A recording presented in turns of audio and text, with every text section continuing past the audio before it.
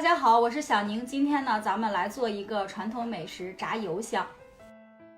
碗中放入400克的中筋面粉，加入3克盐调节口味，20克的白糖增加上色的程度，再加入200克90度的开水，边倒边搅拌。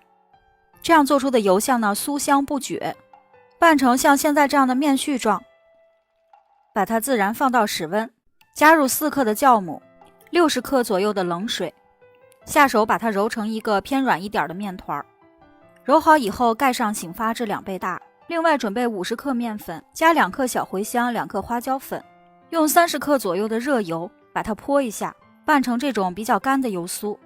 现在这个面呢已经醒好了，有丰富的蜂窝，但是面呢不是特别的筋，这样反而炸的时候呢会更蓬松。准备3克小苏打与20克左右的面粉混合，把它们在案板上搓匀，把面团转移上来，开始2次揉面。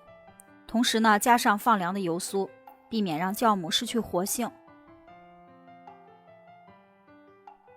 揉2下以后呢，再加上1大把葱花。我们家呢更喜欢吃这种咸口的，葱花的香味搭配上小茴香的香味，吃起来会更香。好好的给它揉一下，把所有加进去的食材呢都揉匀，然后下成大小相同的剂子，每一个呢像这样团一团，然后给它按扁，擀成比较厚的小饼，像现在这样，中间呢划上一刀，油温5成热，放一只筷子，非常快速冒泡的状态，把油香放进去，一边炸一边用筷子这样按压，它呢会鼓得更好，很快就飘起来了。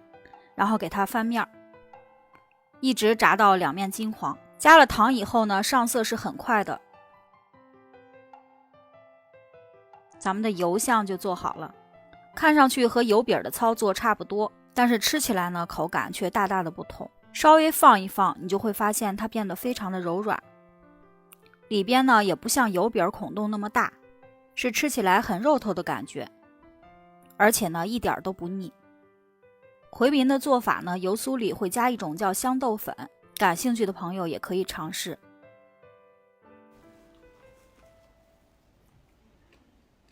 外皮呢有点酥，超级的好吃，而且呢外边卖的油香呢都是甜的，但是好多人呢不太喜欢。今天咱们呢是改良的口感，咸中带香，超级好吃，喜欢的赶紧试试吧。完了，今天又减不了肥了。